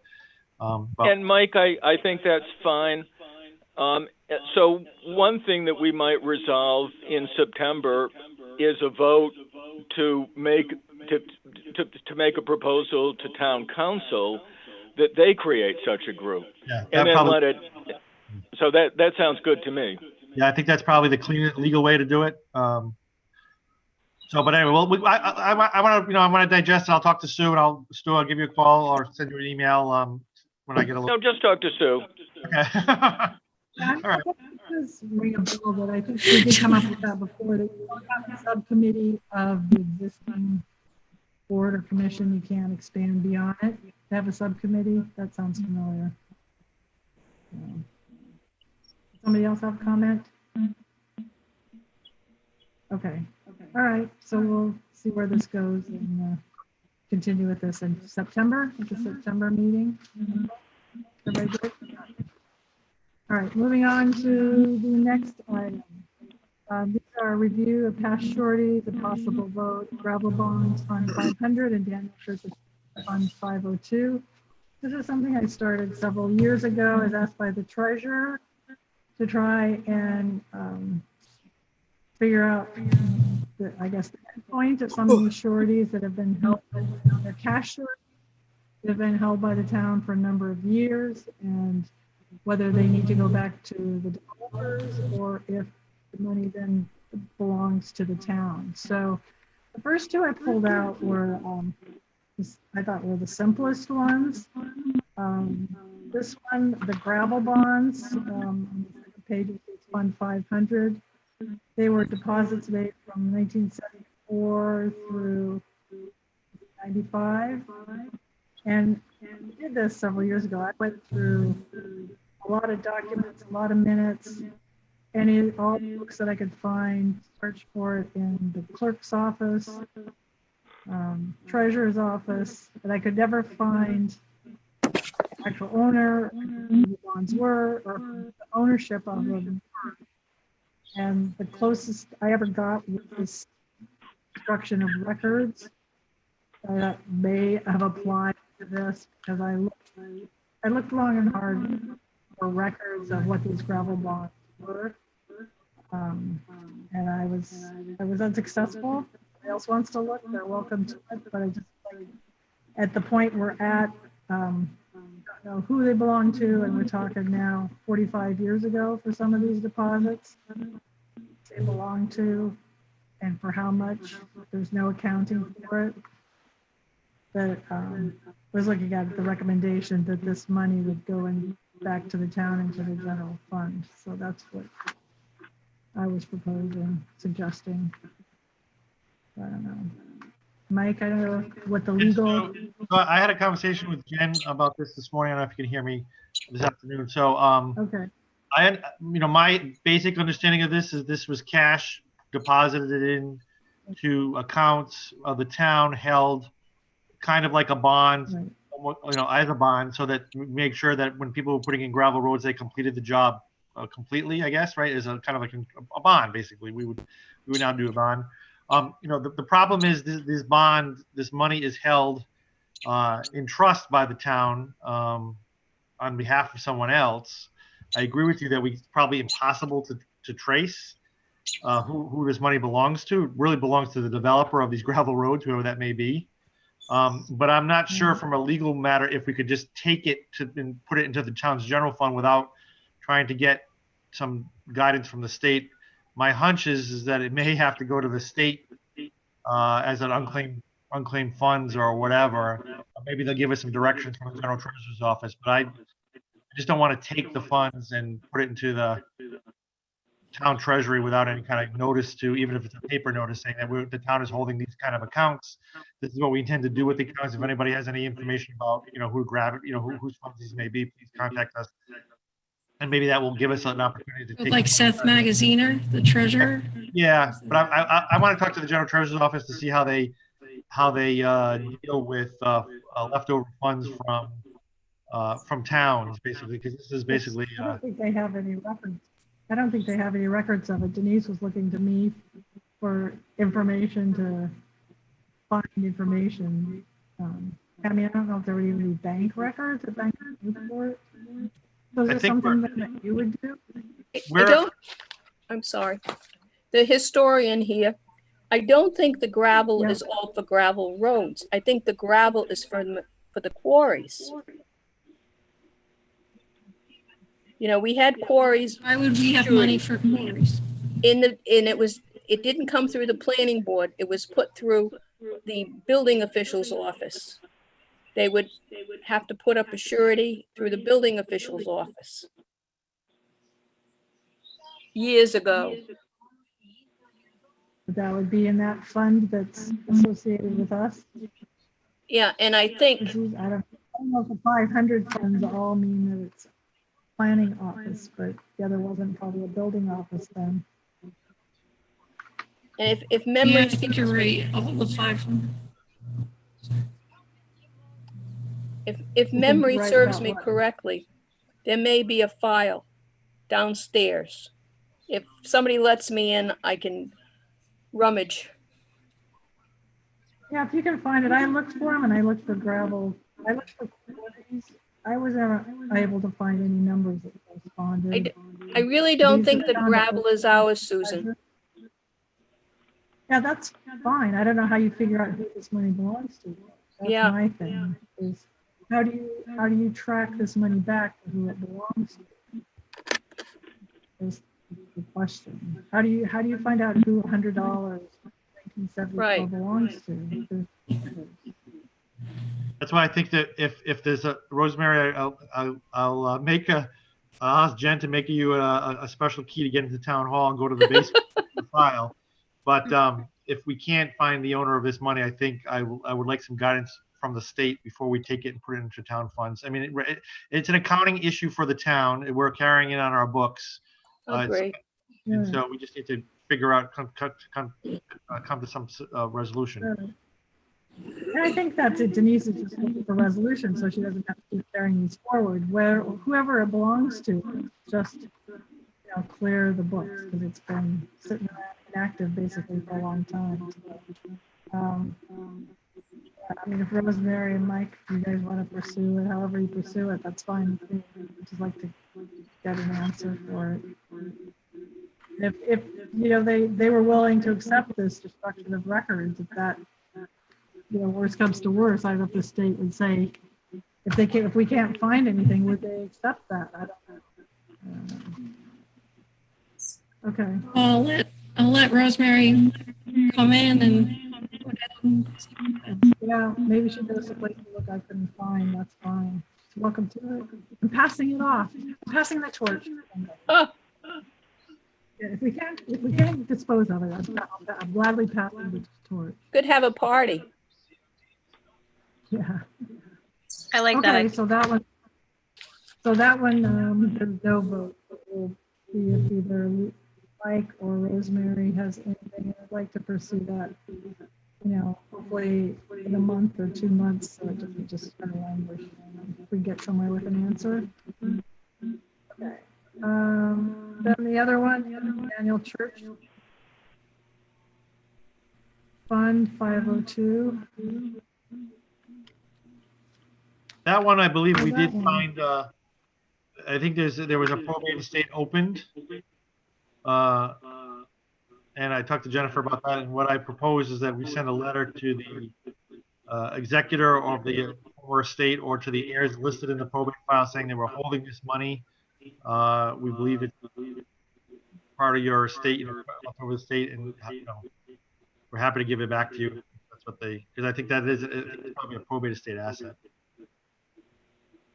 Right. There's a lot of additional information in there. The one thing it is these were town accepted roads.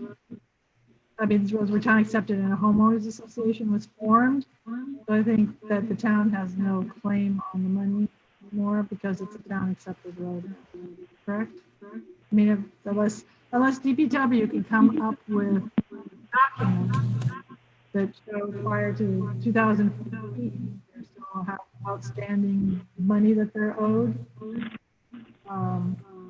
I guess to be reimbursed, they really don't have any.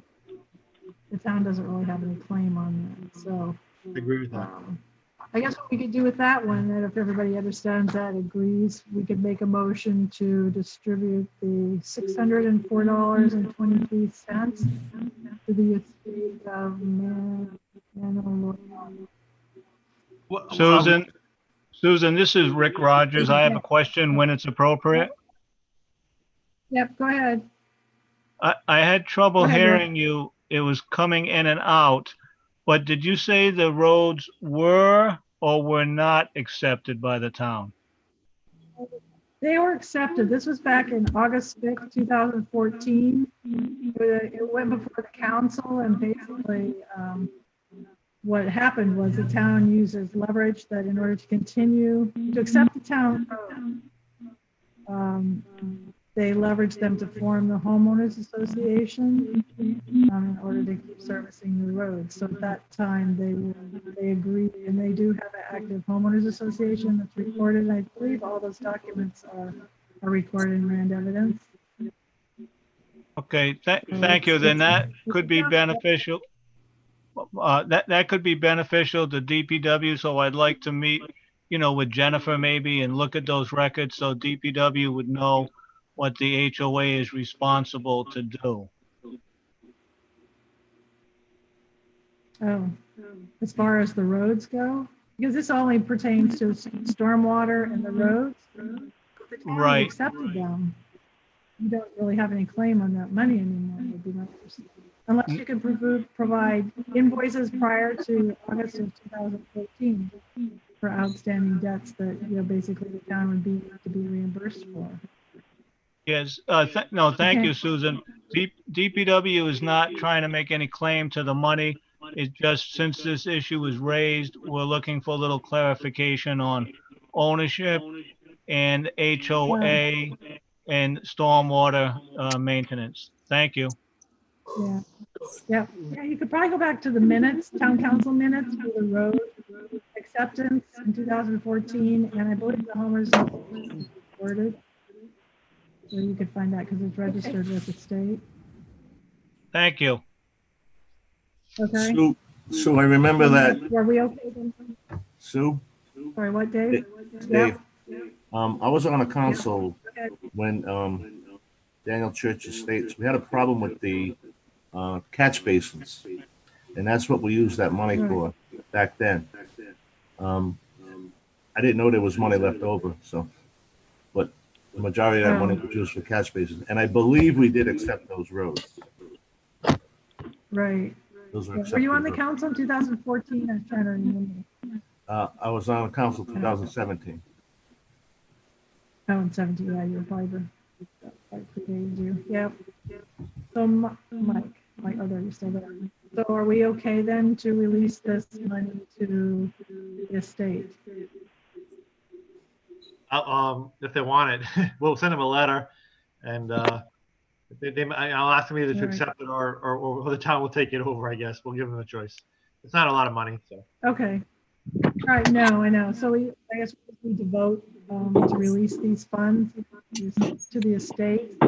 So if there's a motion to do that. Yes. Dave, you're making a motion to release the $644.26. Okay, is there a second? Form of the motion. I'll second the motion. Okay. Rosemary. Okay, so Dave made the motion, Rosemary seconded. Right, enough to go through the roll call. Okay, we have Amanda. Yes. Yes. Rosemary. Yes. Sue. Yes. All right, Susan. Yes. Adam. Yes. Dave. Yes. And Christine. Yes. Okay, great. Okay. 7+. Thank you. All right. And I think what we'll try and do is as our time allows, upcoming months, there's a lot of these, is try and get these. Some of these will require Dave to go out, Rick to go out and review to determine if the work is at where at the stage it's at, whether it should be released or and anyway, so we gotta keep getting through some of these. It's requested by the treasurer to deal with this. I'm trying to move The this audio's along. very poor, Susan. I know a lot of people are dropping in and out tonight. I'm not sure why. Last time it was very good. So It's like you're in a bubble. Really? Yeah. Yeah, that's weird. Same as last time. Huh. Okay. All right. So item D is okay. Ad hoc technical review committee discussion and possible vote. Jennifer wants to address this issue to explain this all to us because we know it's kind of confusing, and with new members to clarify it, and also then to step on an upcoming ad hoc meeting. So Jennifer, go ahead. Sure. Build sales is coming before us, a master plan and a preliminary plan. And part of that is a development plan review that the planning board is supposed to appoint a technical review committee.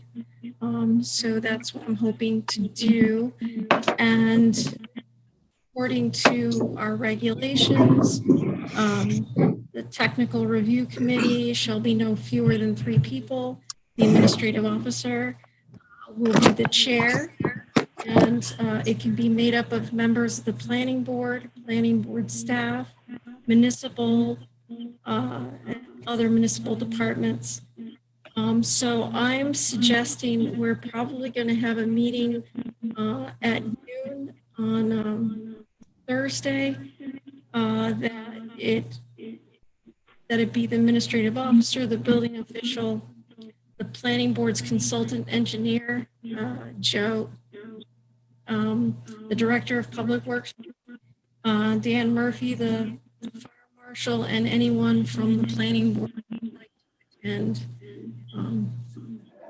this proposal. So we'll be going over the whole plan of Bill Saleswood before it comes to the planning board, so that we can give recommendations to the applicant and to the board.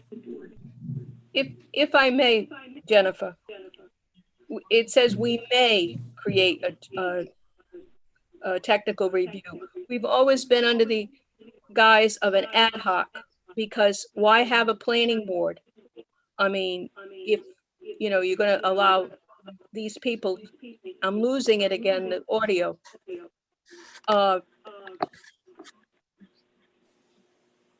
Something's going on. Okay, so it's the technical review committee in the zoning ordinance under 20. It says that the technical review committee shall advise the planning board. So because of that, I feel like you need to have a technical review committee. But I having it ad hoc is fine. You just want to appoint it for this one project, and then you could reappoint later. So what you're saying is for each time we have an ad hoc TRC, we could have different members of the planning board participate or different participants. It wouldn't always have to be the same. No, Mike is shaking his head no. Oh, you're on mute. Right. Well, the whole is you can do it that way if you want to. The whole point of a technical review committee is to kind of help push the process along. So if you have to appoint a new committee for each project, then you got to wait for a meeting, then you got to have a point, you got to get people. So, but it's up to the board. It was a definite reason, Mike, for putting it in there, because we didn't want the same members of the planning board. If they were available, they may work. I mean, they were available. You still have the major people, because years ago, the people would come at night to meet all members. So if it's posted, anybody from the planning board can come. It's not a set 3 people or whatever you want. I think the ad hoc, was put in there as a may. That's fine. It does provide a different. Was it this Thursday or next Thursday, Jennifer? Well, it says you shall have the TRC, but I think ad hoc is up to your discretion. And I can't think quote Sue, the chapter and verse. What the issue was because you weren't sure about who was the planner at the time, and there was a lot of transition, and you didn't want to vote on those particular roles. That's why, which I can understand. So this is basically just a review of the plan before it comes to the planning board. It's not in place of the planning board review. It's just basically like a department head meeting to kind of get a lot of the questions answered that pertain to specific departments, like whether it's DPW or have SPEAR do their if something involves the fire department, to have them there.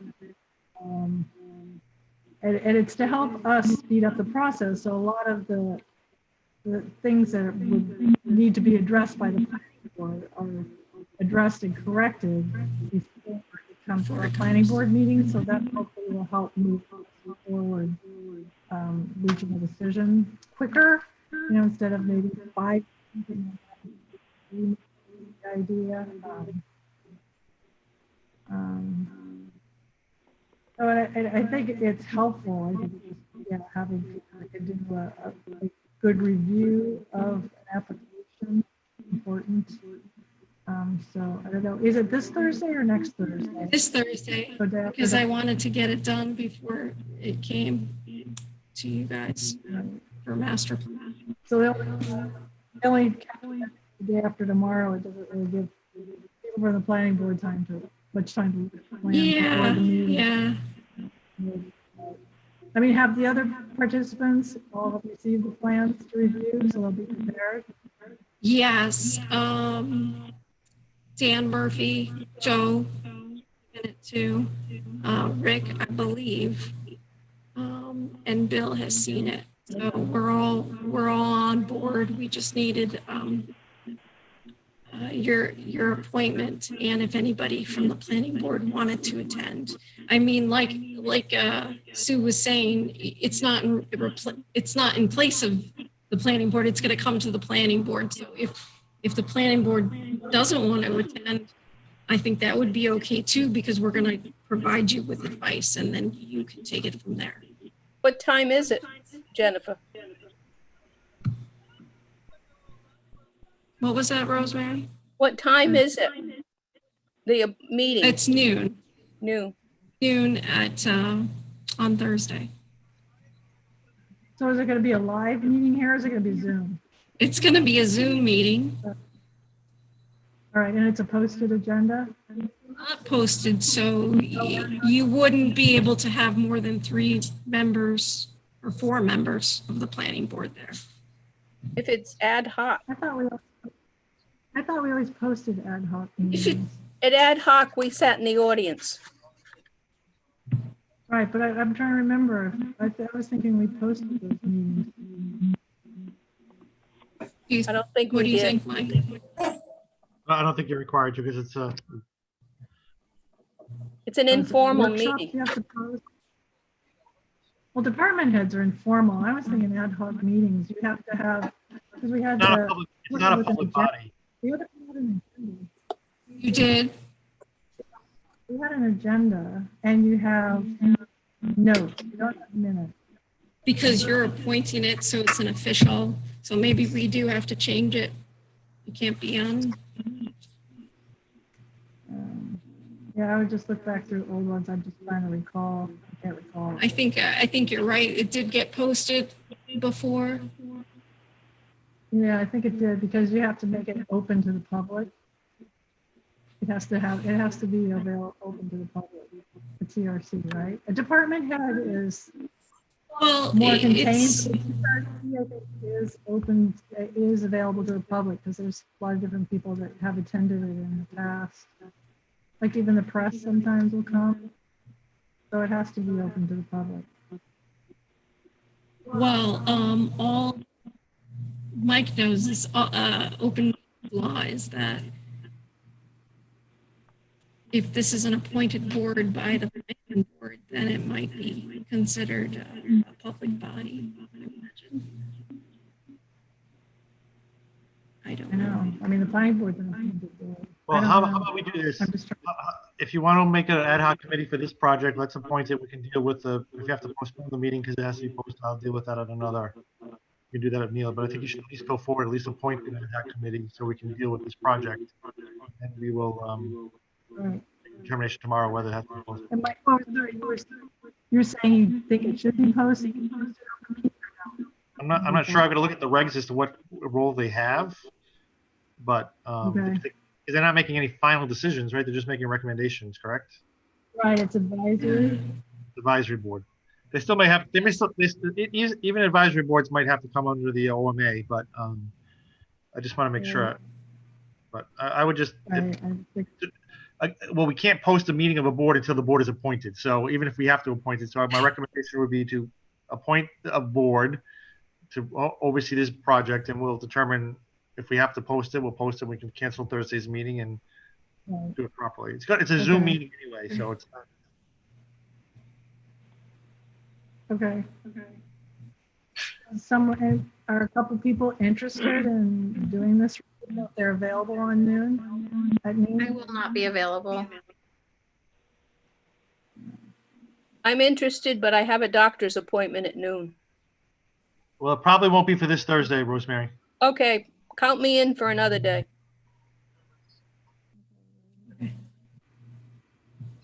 Anybody else? Adam? Tuesday I have food pantry.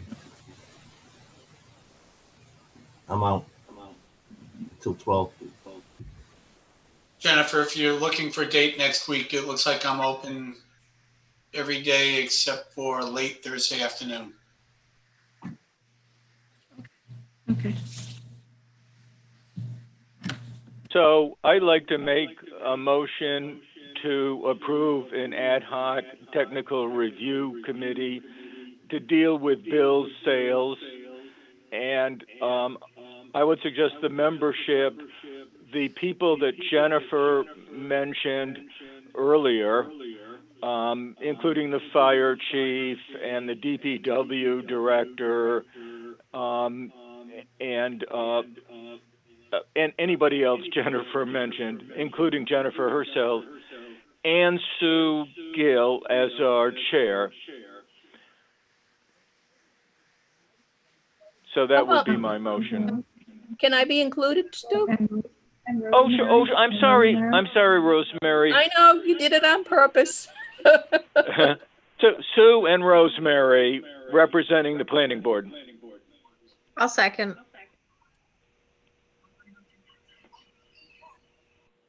So that's, and it'll be a date to be determined. Yeah.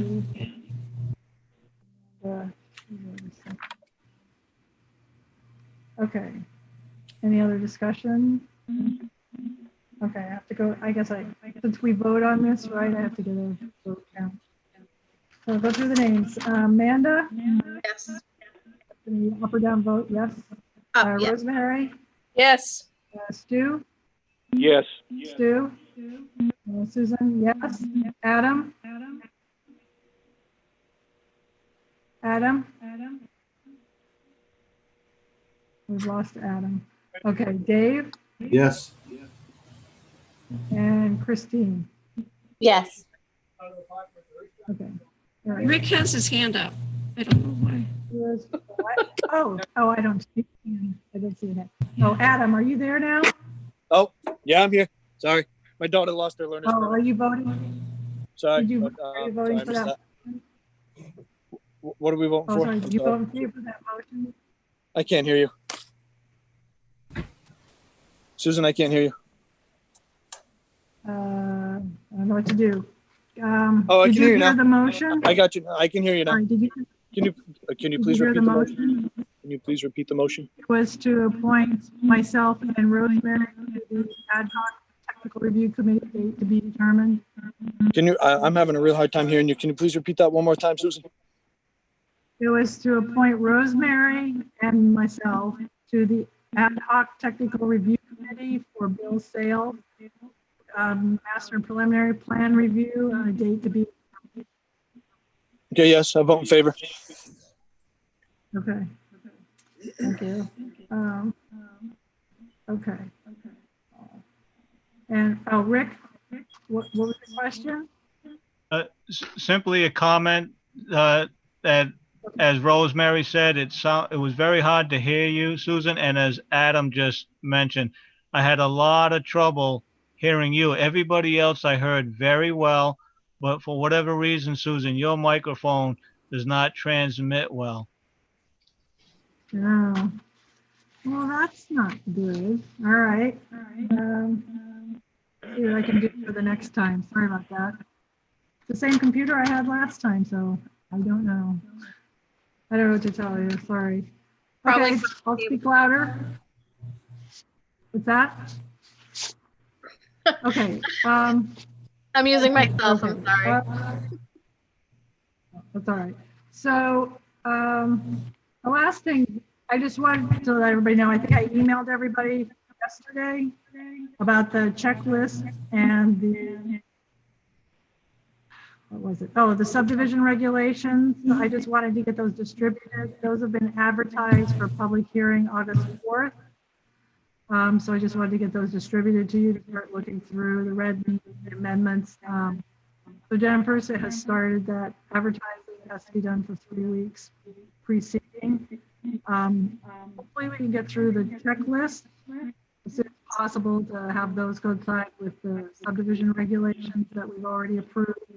subdivision regulations. We just wanted to get those incorporated into the advertisement to save money. But we'll work on those as we can going forward. So just got to take those under review. If you have comments or suggestions, write them. You can send them in, or you can wait and discuss them at the. We're just going to basically continue the public hearing, so we don't have to keep re-advertising. We'll do them as we can, carrying forward on the agenda. So everybody understand? Okay. Good. I didn't know anybody to think going to do those tonight. So our next scheduled meeting is Tuesday, August 4th, right? Tuesday, August 4th. And it will go forward with the 6:30 time. I don't know if people could, maybe we can put that on the agenda if you want to stick with the 6:30, or if you want to go back to 7 o'clock. We said we were going to try it for 3 months, so we'll add that to the next agenda. If we need to vote to go back to 7, or we'll continue with 6:30, either way. I think, Anna, we'll have some public hearing. So does anybody have any other comments or questions before we conclude this? I do not. Okay. Okay, it's 8:40.